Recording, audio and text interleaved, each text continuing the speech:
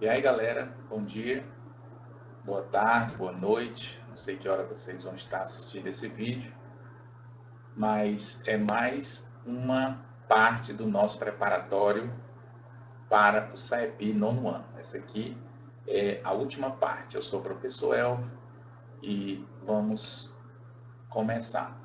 Gente, nós vamos começar aqui com o descritor 3, conforme o exercício que nós fizemos, né? Então, nós temos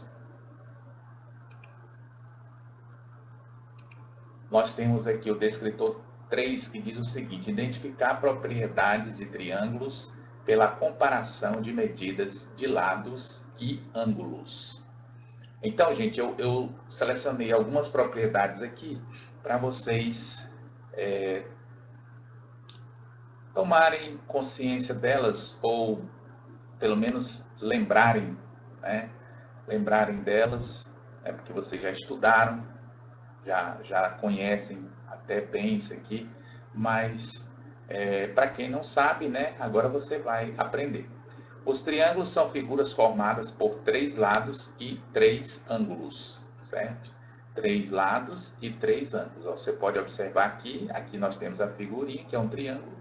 Ele é formado por 3 lados, certo? E por 3 ângulos, esse azul, esse vermelho e esse verde aqui na figura.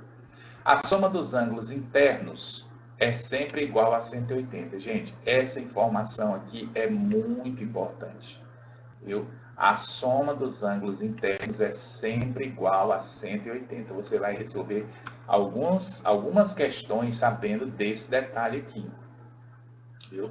Então, em qualquer triângulo, a soma dos ângulos internos é sempre igual a 180. O lado maior é sempre oposto ao maior ângulo interior, certo? Então, ó, você tem aqui, ó, o maior ângulo, certo? Observe aqui, ó, o maior ângulo,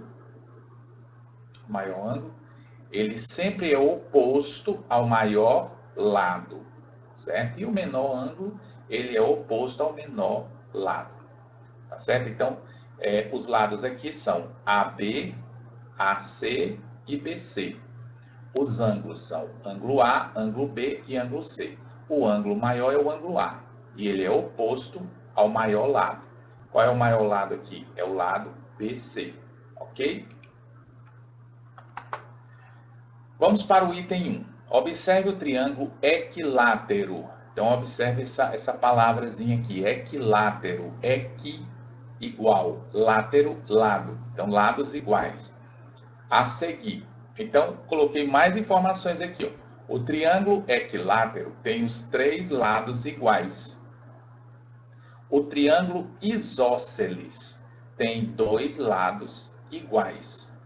E o triângulo escaleno tem os 3 lados diferentes. Então, aqui é a classificação dos triângulos de acordo com o número ou de acordo com os lados, certo? Então, quando tem os 3 lados iguais, que é o caso aqui, né, dessa figura, é chamado de equilátero, certo? Então, se ele tem os 3 lados iguais, lembre disso, ó, se tem os 3 lados iguais, então vai ter os 3 ângulos iguais, certo? Vai ter os 3 ângulos iguais. E se vai ter os 3 ângulos iguais e a soma dos ângulos é 180, então qual é a medida do ângulo alfa, certo? Qual é a medida do ângulo alfa? Então, vamos lá. Repetindo aqui, ó. Item 1. Observe o triângulo equilátero a seguir. Esse aqui é o enunciado. A figura é o suporte. Vamos para o comando. A medida em graus do ângulo alfa, representado nesse triângulo, é igual a 30, 60, 80, 180. Obviamente que o 180 seria impossível, né? Porque a soma dos 3 é 180. Então, poderia ser 80, poderia ser 60, poderia ser 30, né? Quer dizer, temos 3 opções aqui que pode ser, mas a letra D já está completamente descartada. Então, o primeiro ponto para você considerar, a soma dos ângulos internos de um triângulo qualquer é sempre igual a 180, certo? Então, você tem que considerar isso aí logo, você tem que lembrar disso.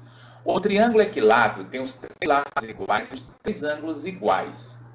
Então, pela informação 1 e pela informação 2, nós podemos afirmar que o ângulo alfa é igual a 180 dividido por 3, certo? Por que dividido por 3? Porque os três ângulos são exatamente iguais. E a soma dos três dá 180. Então, se eu pegar 180 e dividir por 3, eu vou ter exatamente a medida do ângulo alfa. Então, alfa é igual a 60. Ok? Então, muito fácil, né? Item 2. Considere o triângulo isósceles MNP. Outra informação aqui importante. O triângulo isósceles tem dois lados iguais e, por consequência disso, tem os dois ângulos da base congruentes. Então, qual é a diferença desse triângulo aqui para o anterior? O anterior tinha os três lados iguais e os três ângulos iguais, certo? Por isso que foi fácil você descobrir que alfa era igual a 60, porque 3 vezes 60 dá 180. Mas agora você tem dois lados iguais, que aqui é o isósceles, certo? O isósceles tem dois lados iguais. Mas aí, se é isósceles, tem dois lados iguais, então tem dois ângulos iguais. Então, isso significa dizer que esse ângulo aqui, o ângulo de 70 graus, é igual a esse ângulo aqui, ó. Esse ângulo aqui também é um ângulo de 70. Vamos marcar aqui. Nossa caneta, né? Ó, esse ângulo aqui também é um ângulo de 70. É ruim de escrever, mas eu vou tentar escrever o melhor possível. Então, ó, 70, 70, ok? Esse aqui são os ângulos da base, certo? Bom, se os três ângulos medem 180, então 70 mais 70 dá 140. Para 180, falta quanto? É isso que nós vamos descobrir, né? A soma dos ângulos internos de um triângulo é sempre igual a 180. Então, por 1 e 2 temos, ó, beta, ó, que é o nosso ângulo aqui, ó, esse ângulo que a gente quer saber, mais 70, que é esse aqui, mais 70, que é esse aqui que nós indicamos aqui, 70 também, né? 70 é igual a 180. Então, beta é igual 70 mais 70 dá 140, 140 e beta mais 140 igual a 180. Beta igual a 180. Esse mais 140 passa para o outro lado com o sinal trocado, viu, gente? Lembrando, equação. Quando você vai trocar aqui, ó, para o outro membro, depois da igualdade, você vai com o sinalzinho trocado. 180 menos 140 dá igual a 40. Significa que o beta é 40. Professor, preciso fazer essas contas? Não. Você sabendo que a soma dos ângulos é 180, sabendo que esses dois ângulos aqui são iguais, então se um é 70 o outro é 70, você de cabeça vai saber que 70 mais 70, 140. Para 180 falta só 40. Então o beta é igual a 40. Ok? Então ele diz, as medidas do ângulo beta e do lado MP são, respectivamente, ó, como o lado MP é igual ao lado MN, por quê? Porque eles são isósceles, certo? Ó, esse lado é igual a esse.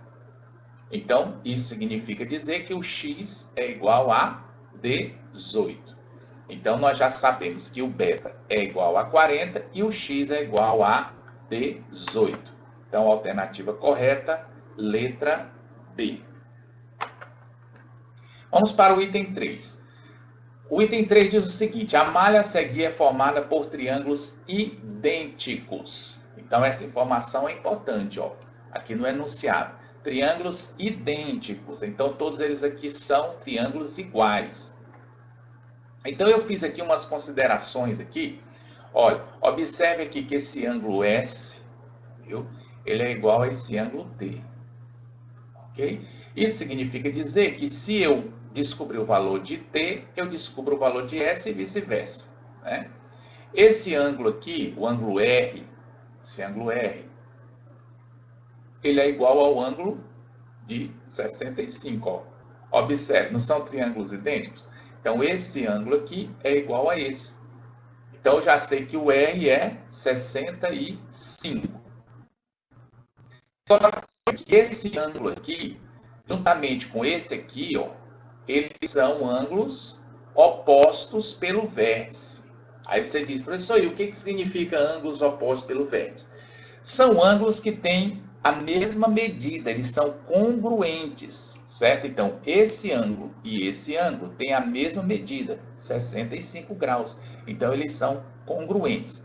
E observe que esse ângulo aqui, que eu acabei de desenhar aqui, ele é correspondente a esse aqui, ó. Viu? Está localizado na mesma posição, ó. Viu? Então, nesse caso, esse triângulo aqui também é 65. Porque ele é igualzinho a esse aqui, ó. 65. Então, eu já sei que aqui, ó, é 65. Já sei que aqui é 65. Então, falta eu descobrir o T. Então, observe que aqui forma um ângulo de 180, ó. Um ângulo raso. Juntando esses três aqui, ó. Juntando os três aqui, forma um ângulo raso. Então, se eu tenho 65 mais 65, dá 130. Então, logicamente, o T só pode ser 50. Eu só estou analisando, né? Só estou analisando. Então, se o T é 50, o S é 50, o R é 65, e aí eu já vou saber resolver, porque diz aqui, ó, sobre a soma de R mais S mais T, é um valor inferior a 160, entre 160 e 170, igual a 180, superior a 180. Então, vamos lá. Observando a figura, percebemos que o ângulo S é congruente ao ângulo T. Foi o que eu acabei de dizer para vocês. O ângulo R tem a medida igual a 65. E fazendo algumas marcações na figura, podemos calcular o valor de T. Ó, foi aqui o que nós acabamos de deduzir, né? Ó, 65 mais 65 mais 50 dá justinho 180. Ok? Então, tá aqui o cálculo.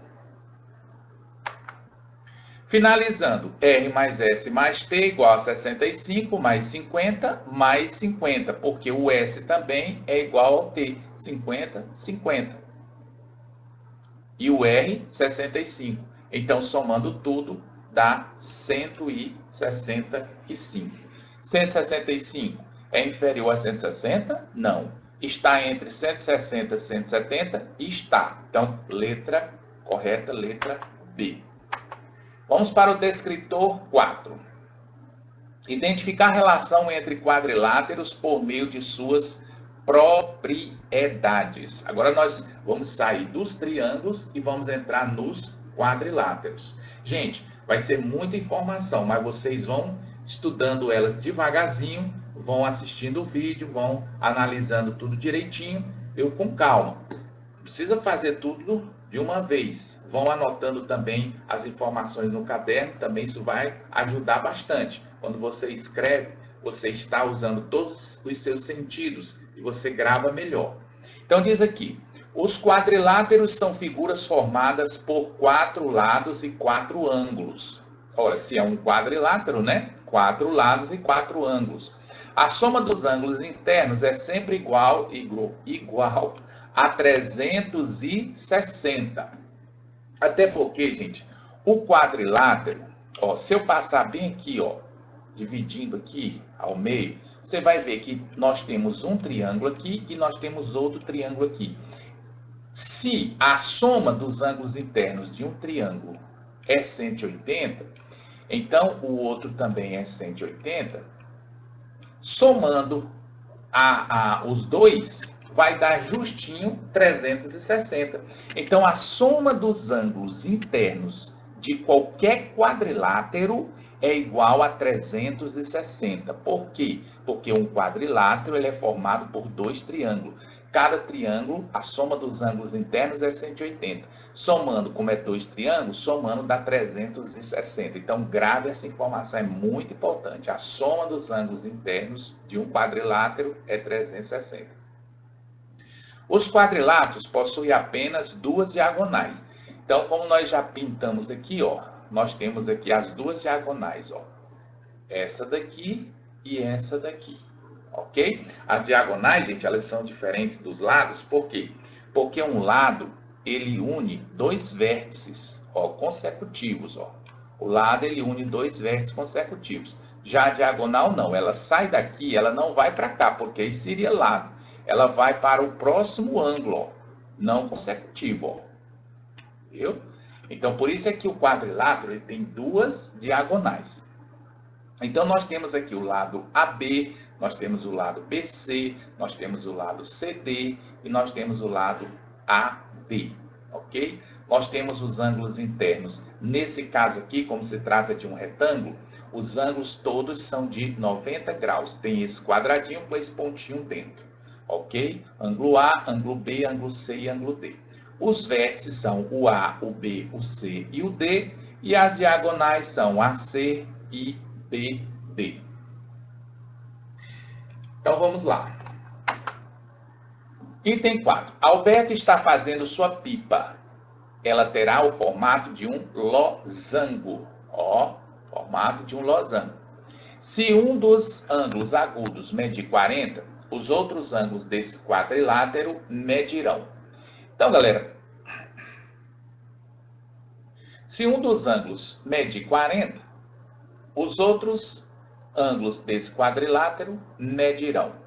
Então, eu acho que vocês devem ter feito de uma outra maneira. Eu vou explicar uma maneira de fazer, mas não vai invalidar a maneira que vocês fizeram. A maneira que vocês fizeram pode ter sido até mais rápida, mais eficiente do que a minha. Eu vou ensinar uma forma, mas existem várias formas de você resolver, certo? Então, eu vou colocar aqui detalhes, porque esses detalhes são importantes, porque qualquer questão que aparecer sobre esse assunto, você sabendo esses detalhes, vai servir para qualquer outra questão. Então, o losango tem os lados opostos congruentes, ok?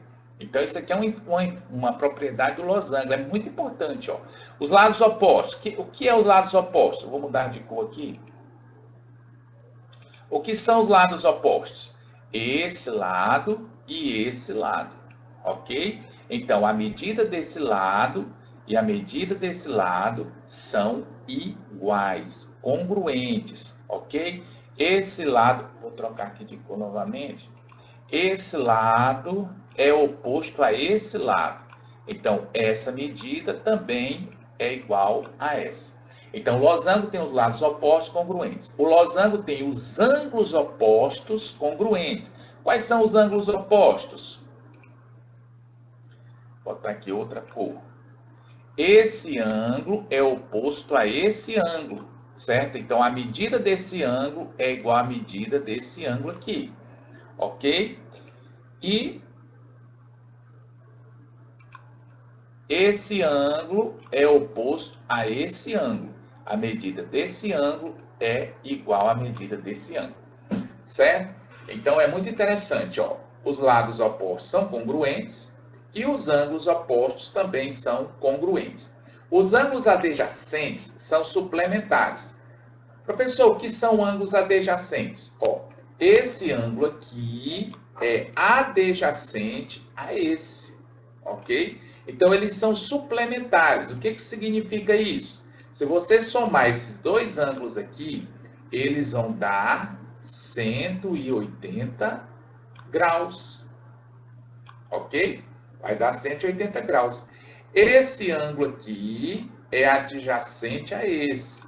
Então, se você somar esses dois aqui, também vai dar 180 graus. Aí, o que vai acontecer? 180 mais 180, 360, que é a soma dos ângulos internos do quadrilátero.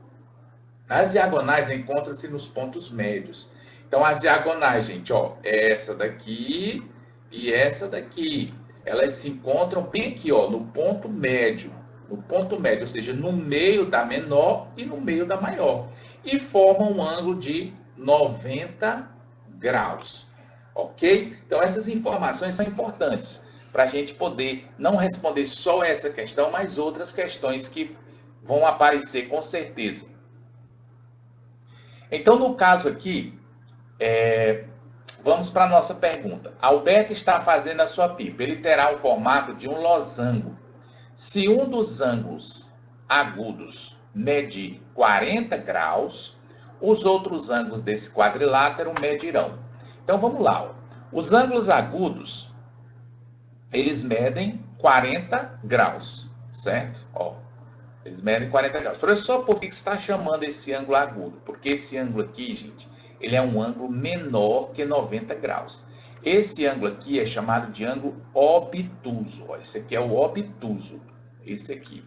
Ó, esses dois aqui são obtusos, maior do que 90 graus. Agora, esses aqui são agudos, menor do que 90 graus.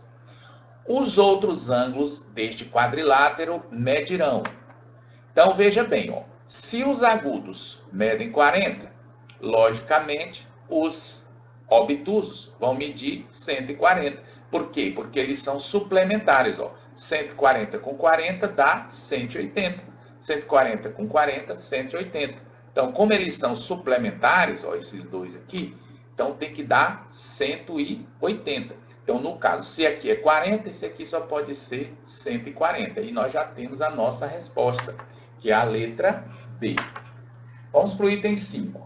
Ao observar 3 quadriláteros desenhados no quadro, um estudante descreveu algumas das características de cada um deles. Então, galera, nós temos aqui o losango, nós temos aqui o trapézio, certo? Vou trocar aqui para o laser, né? Ó, nós temos aqui o losango, nós temos aqui o trapézio, nós temos aqui o retângulo, faltou só o quadrado, certo? Faltou só o quadrado. Mas aí diz aqui, dos quadriláteros notáveis, né? Então, descreveu algumas das características de cada um deles. Quadrilátero 1, possui a medida dos 4 lados iguais. Não possui nenhum ângulo reto.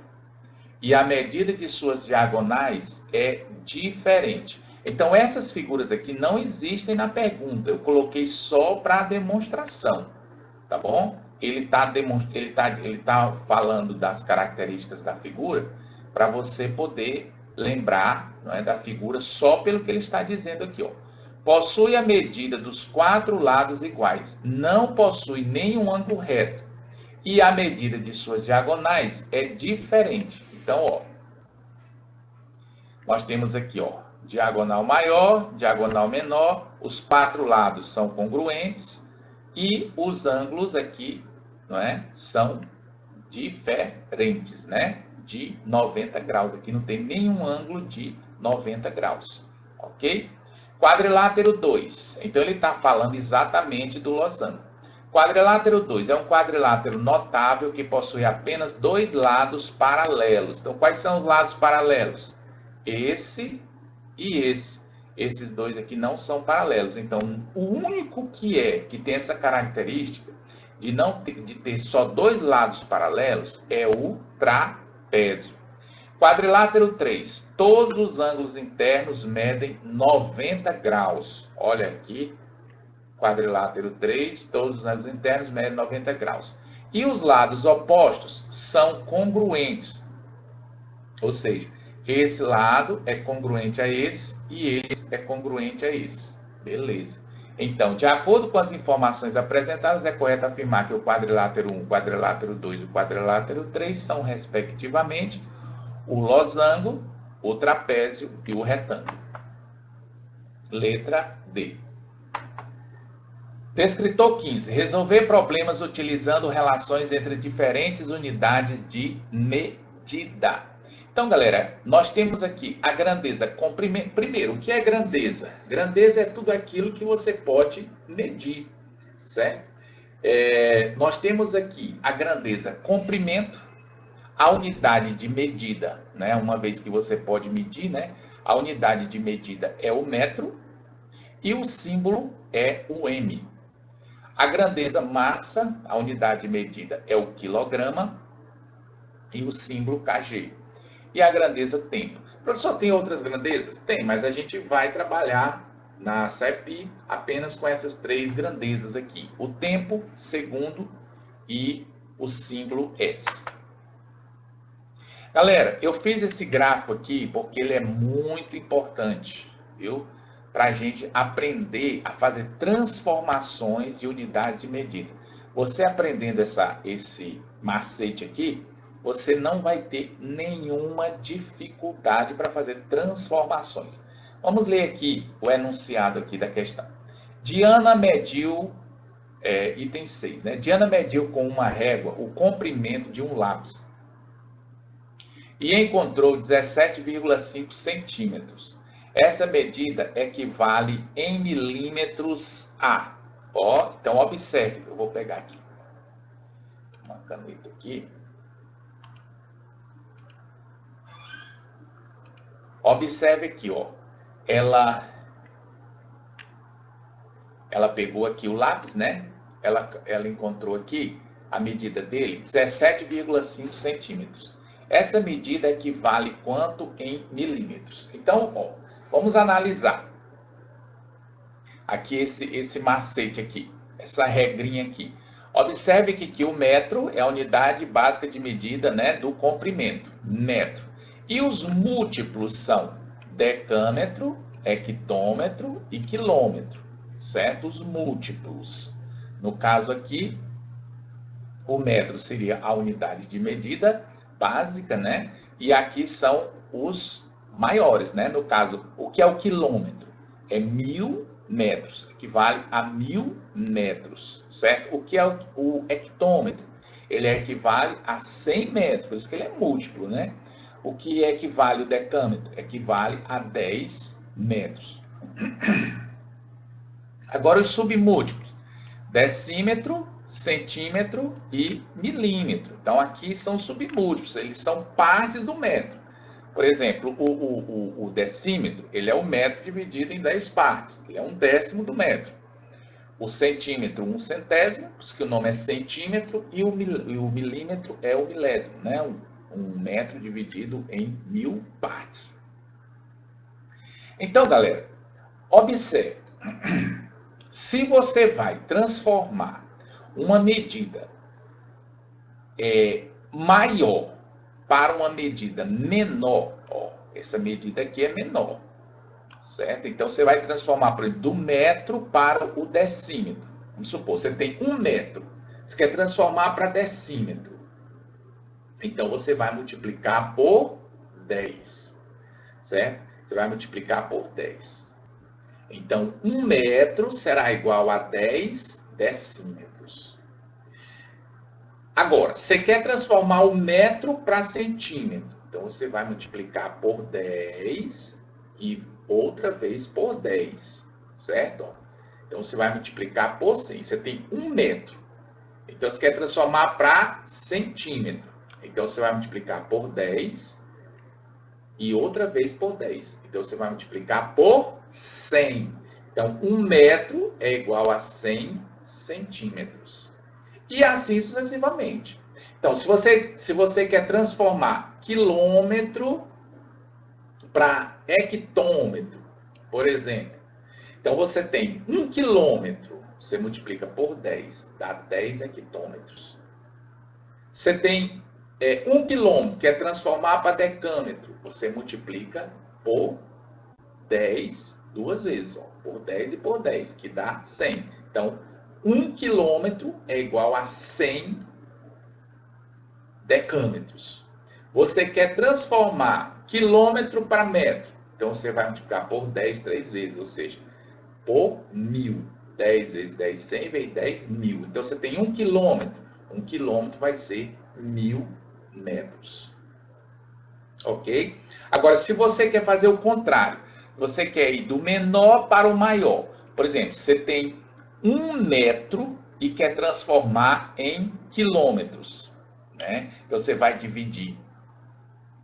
Eu não vou estar não vou botar nem 1 metro, né? Porque vai ficar um número decimal.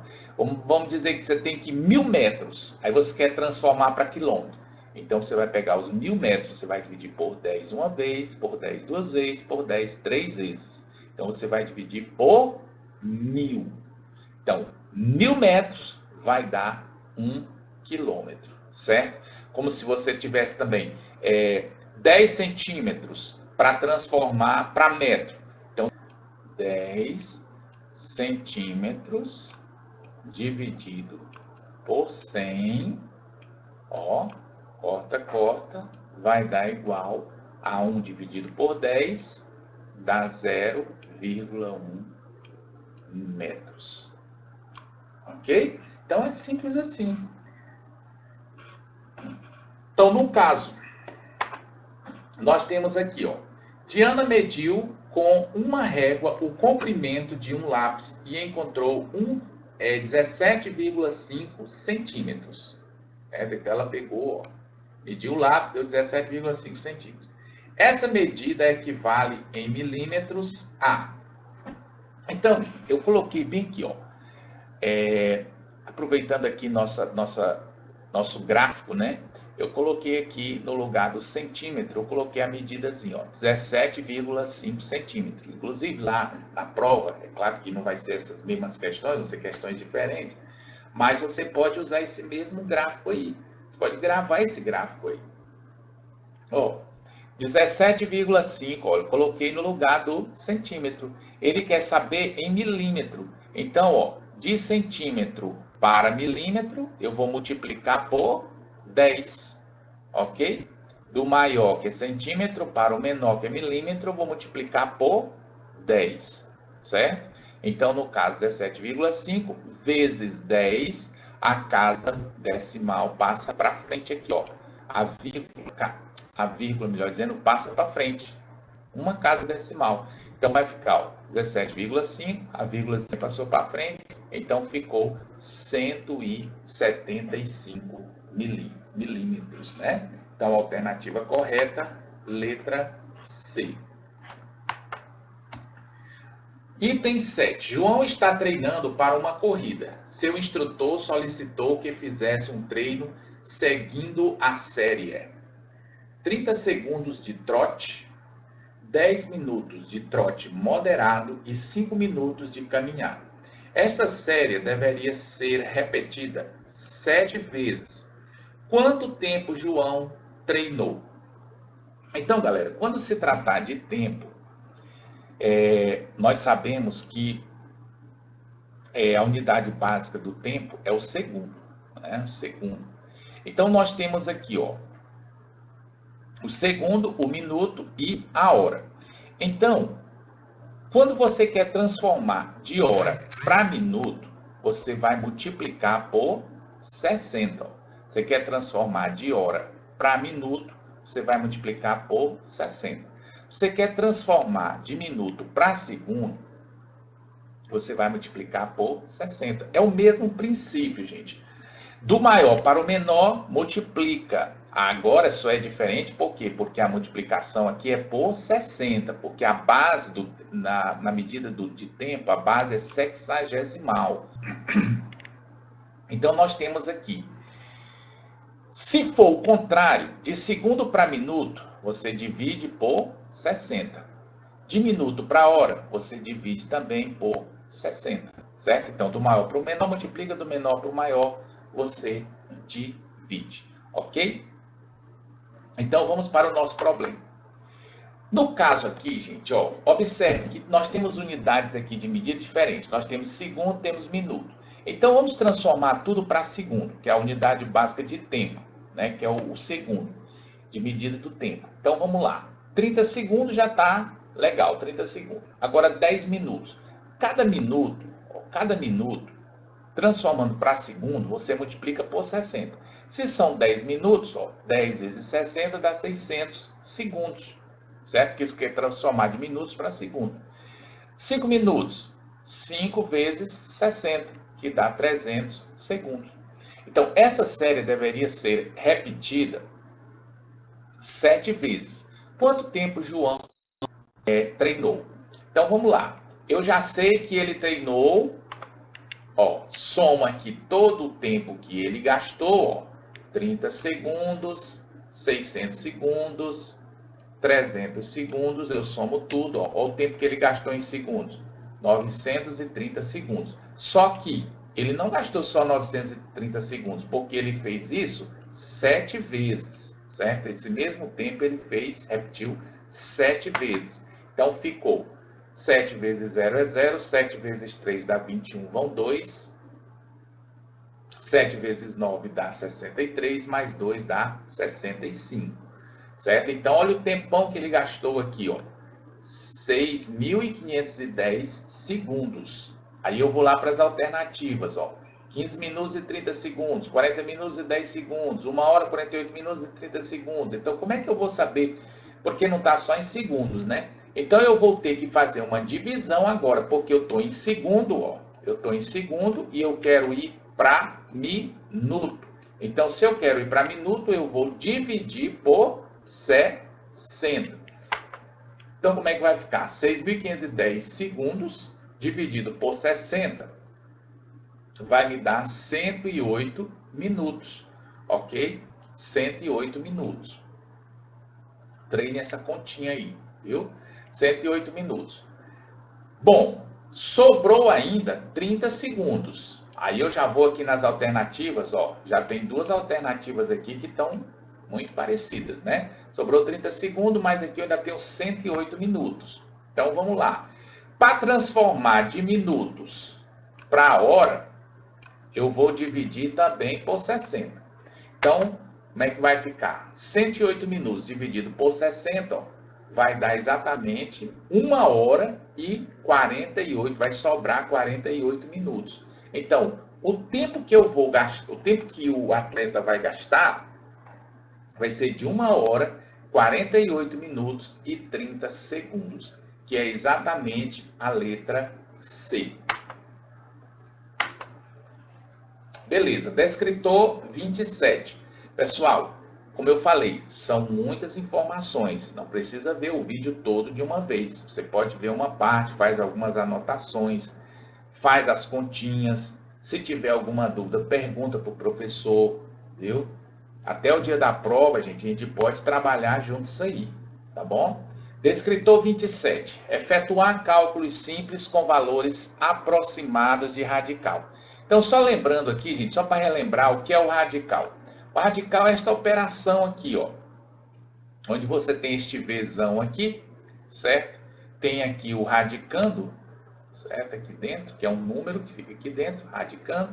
Esse Vzão aqui é o radical e você tem o índice, né? No caso, o índice N, que também é um número, ok? Então, vamos lá. Item 8. O valor da raiz de 999 está entre... Gente, olha, essa raiz aí, essa raiz quadrada, quando não aparecer o índice, né? Porque o índice ele está invisível aqui, viu? Quando ele não aparecer, ele é o 2, tá bom? Você diz assim, a raiz quadrada de 999. Gente, essa raiz, ela não é uma raiz quadrada exata. Por quê? Porque esse número aqui não é um número quadrado perfeito, certo? Então, é por isso que nas alternativas ele diz aqui, ó, o valor da raiz quadrada 999 está entre 31 e 32, 30 e 31, 21 e 22, 22 e 25, entendeu? Porque 31 e 32 seriam raízes de quadrados perfeitos. Então, o 999, ele não é um quadrado perfeito. Então, não vai ter uma raiz exata, um número inteiro, tipo 31, 32, 30, 31, entendeu? Então, o que é um quadrado perfeito? Vamos lembrar. Ó, quando você tem 1 ao quadrado, que é igual a 1, 2 ao quadrado, que é igual a 4. Por que, professor, que 2 ao quadrado é igual a 4? Você faz essa continha bem aqui, ó. 2 vezes 2 igual a 4, certo? Então, 2 ao quadrado é igual a 4. 3 ao quadrado é igual a 9. 4 ao quadrado é igual a 16. 5 ao quadrado é igual a 25. 6 ao quadrado é igual a 36. 7 ao quadrado é igual a 49. Aí mudando aqui para outra coluna. 10 ao quadrado é 100, 20 ao quadrado é 400, 30 ao quadrado é 900. Inclusive, você pode até fazer uma conta bem simples, ó. 3 vezes 3 é 9. Como está ao quadrado, ó, repete o zero duas vezes. Pronto. 40 ao quadrado, 1.600. 50 ao quadrado, 2.500, e assim sucessivamente. Essa coluna bem aqui, gente, ela é uma coluna dos números quadrados perfeitos, ok? Então, esses aqui são os números quadrados perfeitos. Por que, professor, que esses números são chamados de números quadrados perfeitos? Porque ele resulta de um número natural ao quadrado, viu? Ó, um número natural ao quadrado forma esse número. Então, por isso que esse número é chamado de número quadrado perfeito. Ok? Então,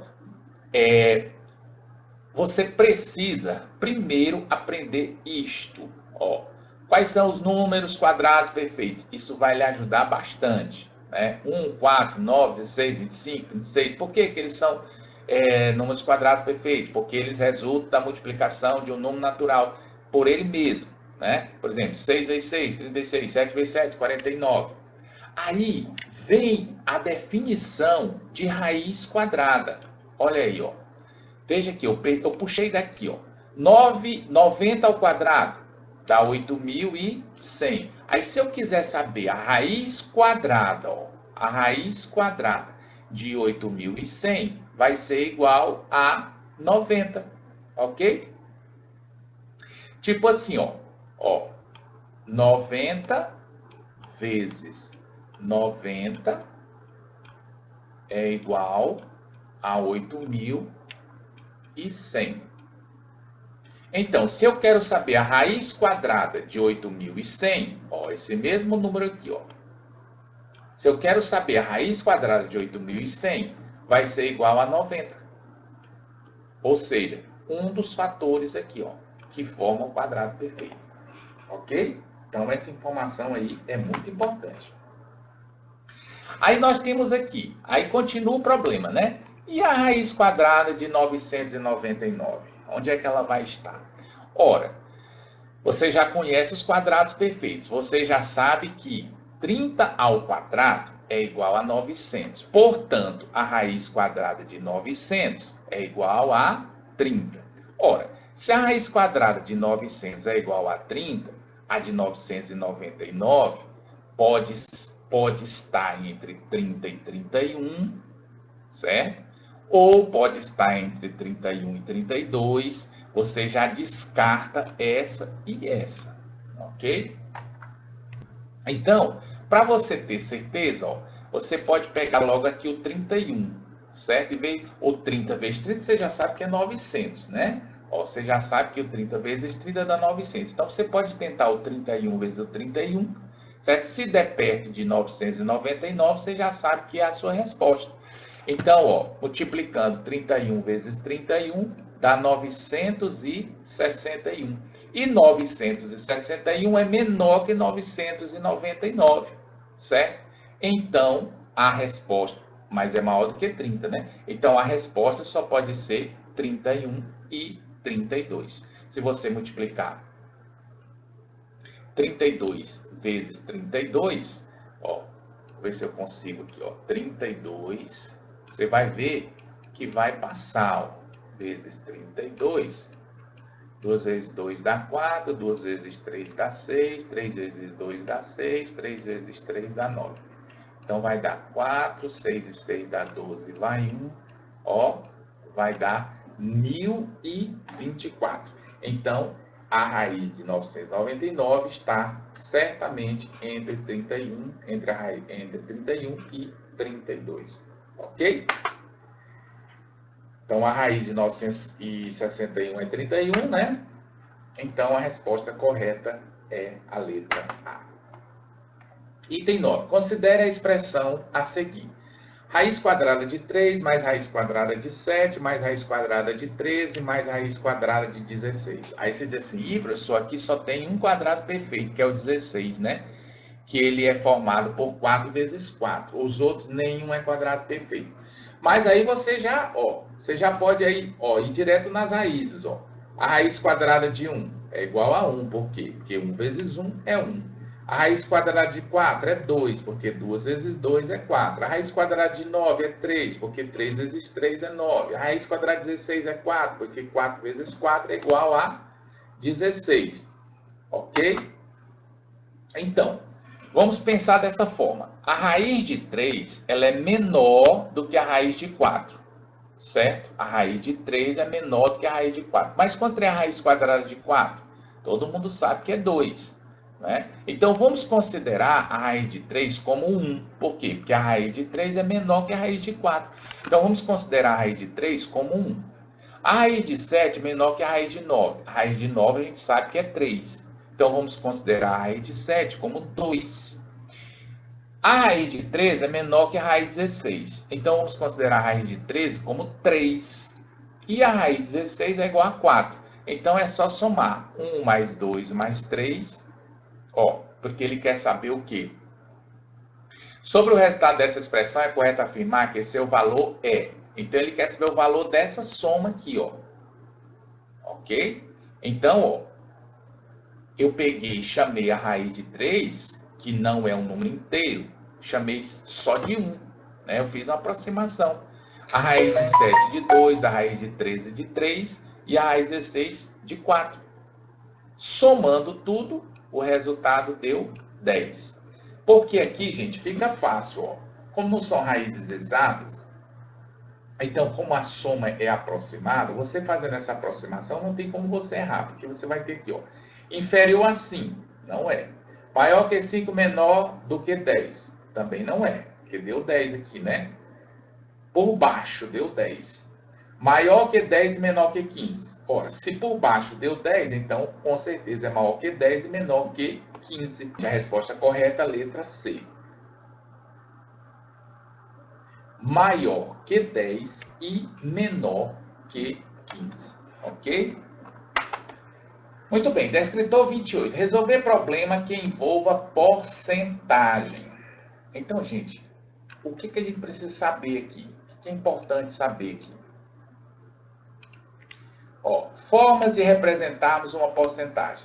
Forma percentual, no caso aqui, como a gente representa a porcentagem, né? Com esse símbolozinho de porcento, né? Porcento. Forma fracionária, porque a porcentagem também é uma fração. É uma fração com denominador 100. E forma decimal, porque você pode transformar essa fração em um número decimal. Então, aqui são as formas de você representar uma porcentagem. Nós temos aqui 32 dividido por 100. Então, dá 0,32. Tem que ficar 2 números depois da vírgula. Por quê, professor? Por que 2 números depois da vírgula? Porque tem 2 zeros aqui, Tem 2 zeros. Significa 2 números depois da vírgula. Ok? Então, vamos para o item 10. Sabe-se que 30 equivale a 15% de um número. Qual é esse número? Galera, sabe-se que 30%, sabe-se que 30 equivale a 15% de um número. Quando falar, gente, vai aqui para a caneta. Quando falar 15% de alguma coisa, 15%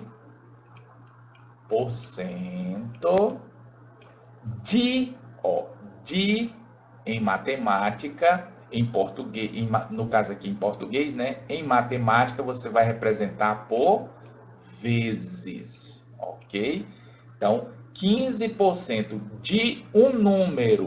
Que número é esse? Aqui no problema não está dizendo, de um número. Que número é esse? Não sei. Vou chamar aqui, chamar de A. 15% de A é igual a 30, ok?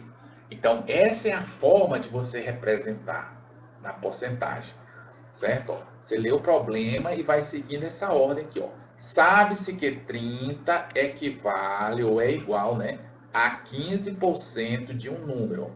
15% de vezes um número. Eu não sei que número é, eu vou representar pela letra A.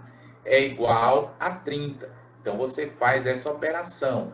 Aí, professor, como é que faz? Ora, você já sabe as formas de representar. Então, você representa, por exemplo, a melhor maneira, números em decimal, ó, 0,15 vezes, ó, vezes o A é igual a 30, ok? Mas eu já fiz aqui, estou só explicando. Vamos ver aqui, ó. 15%, eu substituí o A pelo X, certo? 15% vezes X, né, que é o número desconhecido, é igual a 30. Então, representando aqui na forma decimal, fica 0,15 vezes x, ó, virou uma equaçãozinha, né? Simples, ó. 0,15 vezes x é igual a 30. Então, x é igual a 30 dividido por 0,15, ok? Ó, x é igual a 30 dividido por 0,15, ó. Que está aqui multiplicando, passa dividindo. Então, como se trata de uma fração, nós podemos eliminar a vírgula facilmente. Ó, você tem aqui uma divisão, 30 dividido por 0,15. Ih, eu não vou saber fazer essa divisão. Simples. Multiplique o 30 por 100 e o 0,15 por 100. Você multiplicando por 100 o numerador e o denominador, você vai encontrar lá na frente uma fração equivalente, certo? Ou seja, ela tem o mesmo valor da fração inicial. Por quê? Porque você multiplicou o numerador e o denominador pelo mesmo número e facilitou a sua vida. Por que, professor, que facilitou a minha vida? Deixa eu trocar aqui a cor para você ver melhor. Ó, por que facilitou a sua vida? Separe aqui esse 30 desses dois zeros aqui. Faça essa divisão aqui. Ó, 30 dividido por 15. Ó, 30 dividido por 15. Quem é que não sabe fazer, né? 30 dividido por 15 dá quanto? 2, certo? Aí você pega esses dois zeros e joga aqui na frente. Pronto, simples assim. Então, qual a resposta correta? Letra C. Muito simples, certo? Outro, item 11. Distribuímos 120 cadernos entre 20 crianças da primeira série de uma escola. O número de cadernos que cada criança recebeu corresponde a que porcentagem do total de cadernos? Então, vamos lá, ó. Leia com atenção, vá marcando as informações importantes, viu? Do jeito que a gente já combinou. Ó, distribuímos 120 cadernos entre 20 crianças, certo? Então, aí você já vai logo calculando, ó. Se são 120 dividido para 20 crianças, quantos cadernos cada criança vai receber? Você corta este zero com este zero, 12 dividido por 6 dá 6. Ora, cada criança vai receber 6 cadernos. Ó, você já sabe de uma informação importante, né? Aí vem aqui o comando. O número de cadernos que cada criança recebeu, que no caso aqui foi 6, corresponde a que porcentagem do total de cadernos? Então vamos lá, ó. Eu já fiz essa continha, né? Então vamos lá. Nesse caso, galera, você pode, a maneira mais fácil é você usar a regra de 3. Professor, tem outra maneira de fazer? Tem outras maneiras, você deve ter até feito. Mas essa maneira é a maneira mais prática.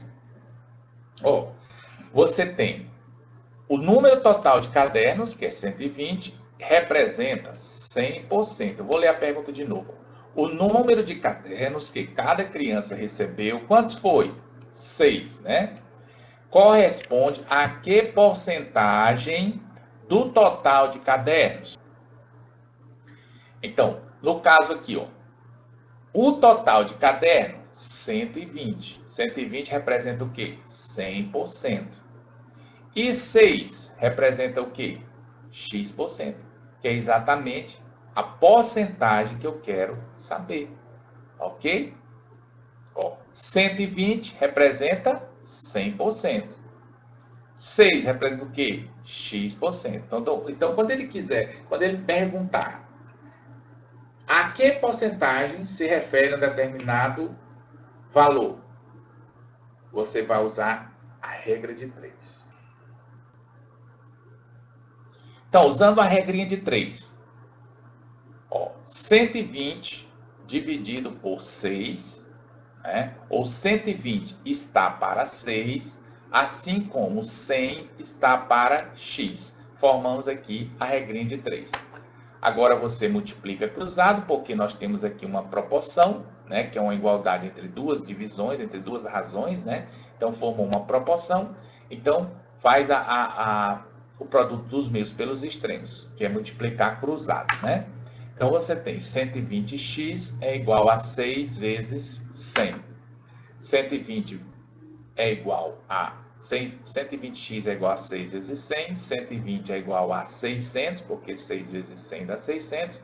X igual a 600 dividido por 120. Corta os zerinhos aqui. 60 dividido por 12, dá igual a 5. Então, aqui é a nossa resposta, por cento. Então, gente, descritor 29. Resolver problemas que envolvam... Vou trocar aqui o laser. Resolver problemas que envolvam variação proporcional direta ou inversa entre grandezas. Então, galera, o que é proporção? Proporção é uma igualdade entre duas razões. A proporção obedece à seguinte propriedade: o produto dos meios é sempre igual ao produto dos extremos. O que é razão? Razão é o quociente de dois números, ou seja, é a divisão entre dois números. O que é grandeza? É tudo que pode ser medido. Essas definições, gente, é o que a gente vai precisar para resolver itens relacionados ao descritor 29, certo? Que é resolver problemas que envolvam variação proporcional direta ou inversa entre grandezas. Então, o item 12 diz o seguinte: um muro foi construído em 5 dias. 5 dias. Informação importante, vai marcando. Vai marcando. Então, o muro foi construído em 5 dias, por 6 operários. Quantos operários? Quantos operários? Quando aparecer essa pergunta, quantos? Você já sabe, X, né? Quantos operários a mais seriam necessários para construir esse muro em 3 dias? Trabalhando a mesma quantidade de horas por dia que os outros operários. Então, nós temos aqui 3 informações, 3 números, certo? E nós temos uma incógnita. Aí já nos lembra da regrinha de 3. Então, vamos lá. Organizando aqui as informações, Os 5 dias eu trouxe para cá, né? Que é uma grandeza. Isso aqui é uma grandeza. 3 dias, outra grandeza semelhante, né? Da mesma natureza, melhor dizendo, da mesma natureza. Você põe uma em cima da outra. 5 dias, 3 dias. E quantidade de operários e 6 operários é a outra grandeza, número de operários, né? Então, são da mesma natureza, põe um em cima da outra. Seguindo a ordem, né, do problema. 5 dias, 6 operários. 5 dias, 6 operários. 3 dias, quantos operários? X, né? Então, você tem aqui as grandezas organizadas, né? Conforme está dando aí no problema. Então, você vai e forma a regrinha de 3. 5 está para 3. Isso aqui é uma razão. O que eu falei que era razão? Uma divisão, né? Divisão entre dois números. Então, 5 está para 3, razão. Assim como, igual. Assim como, em matemática, igual. 6 está para x. 6 está para x. Outra razão. Quando eu tenho a igualdade entre duas razões, está aqui uma razão, está aqui outra razão. Quando eu tenho essa igualdade, eu chamo isso aqui de proporção. Tá certo? Então, eu peguei aqui as grandezas. Primeiro, peguei as grandezas que estavam no problema, viu? Na ordem que elas apareceram no problema. Aí eu fiz aqui a divisão entre as duas grandezas da mesma natureza, né? De um lado, né, 5 e 3, e do outro, 6 e x, certo? Como são duas razões e aqui o igual no meio, eu tenho uma proporção, tá certo? Onde eu posso aplicar o produto dos meios pelos extremos. Mas espera aí, temos que fazer uma análise antes. De 3 para 5 dias, houve um aumento, não é? Aumentou, ó. De 3 para 5 dias, houve um aumento, certo? Agora, será que do outro lado aqui, comparando aqui com a outra grandeza, né? Ó, se 6 operários conseguiram fazer o trabalho em 5 dias, vai precisar de mais operários ou de menos operários para fazer o trabalho em apenas 3 dias? Ó, vamos supor, 6 pedreiros fizeram o muro em 5 dias. Mas eu quero que o mesmo muro seja feito em outro lugar, o mesmo muro, mas eu quero que seja feito só em 3 dias. Eu vou precisar contratar mais pedreiros ou menos pedreiros? Eu vou ter que contratar mais pedreiros, certo? Então, do 3 para o 5, cresceu para cima, né? Agora, do 6 para o número que eu não sei, vai crescer para baixo, né? Esse número aqui pode ser 9, pode ser 12, pode ser 15, então 6 é menor, então você aponta a seta para o lado maior. Então você observa que essas grandezas elas são inversamente proporcionais. Aí você pergunta, para que, professor, que eu preciso fazer essa análise? Meu Deus, para que isso? Porque dependendo do resultado dessa análise, quando você descobre se elas são direta ou inversamente proporcional, aí é que você vai ver como você vai fazer essa operação. Se você vai multiplicar cruzado ou se você vai multiplicar reto, tá certo? Então vamos ver o que é isso.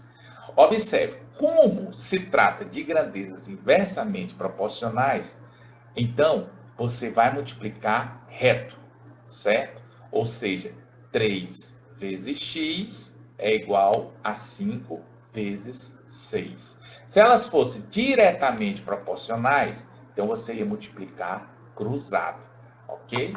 Então, no caso aqui, ó, 3 vezes x é igual a 5 vezes 6. 3 vezes x é igual a 30, x igual a 10, certo? Então, no caso, a alternativa correta é a letra D. Descritor 33. Identificar uma equação ou inequação do primeiro grau que expressa um problema. Então, gente, equação, igualdade. Fórmula, ax mais b igual a zero. Inequação, desigualdade. Fórmula, ax mais b maior do que zero. Ax mais b menor do que zero. Ok? Eu só quero que vocês entendam aqui o seguinte. Quando se tratar de equação, você tem uma igualdade. Então, o sinal vai ser esse aqui. Quando se tratar de uma inequação, você tem uma desigualdade. Certo? Então, o sinal vai ser de menor, de maior ou igual, ou de menor ou igual. Gente, é muita informação, né? Mas estamos terminando. Uma prefeitura aplicou 850 mil na construção de 3 creches e um parque infantil. Observe aqui cada dado. 3 creches e um parque infantil. O custo de cada creche foi de 250 mil. A expressão que representa o custo do parque em R$ 1.000 é... Então, na verdade, aqui não é nem para você fazer a conta e descobrir alguma coisa, valor de X. Não. Aqui é só para você representar o problema na forma de uma equação ou de uma inequação. Certo? Então, você vai pegar os dados e organizar. Ó, a creche, ela Qual é o valor da creche? Ó, vamos ver aqui.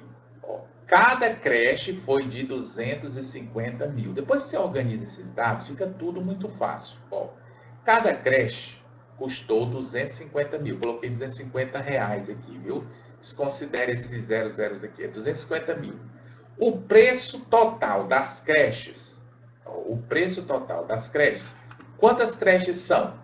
Ele disse aqui, ó, 3 creches, certo? Então, o preço total, 3 vezes 250 dá 750. E um parque infantil, certo? Só que o parque infantil, ó, ele é exatamente a pergunta, ó, a expressão que representa o custo do parque. Então, eu não sei. Então, eu chamo de X. Então, é muito importante você encontrar a incógnita. No caso aqui é o X. Agora, o investimento total, quanto foi que a prefeitura investiu? Está dizendo bem aqui em cima, ó, 850 mil, certo? Desconsidere esses zeros aqui. Ok? Então, tirei os dados do problema, agora eu vou organizar. Ó, equacionando, transformando o problema numa equação. Ó. 750 mil, que é o preço total das creches, foram feitas, são 3 creches, mais o parque infantil, que é o X, que eu não sei, dá igual a 850, que foi o investimento total. Equacionou o problema, confere lá nas alternativas, certo?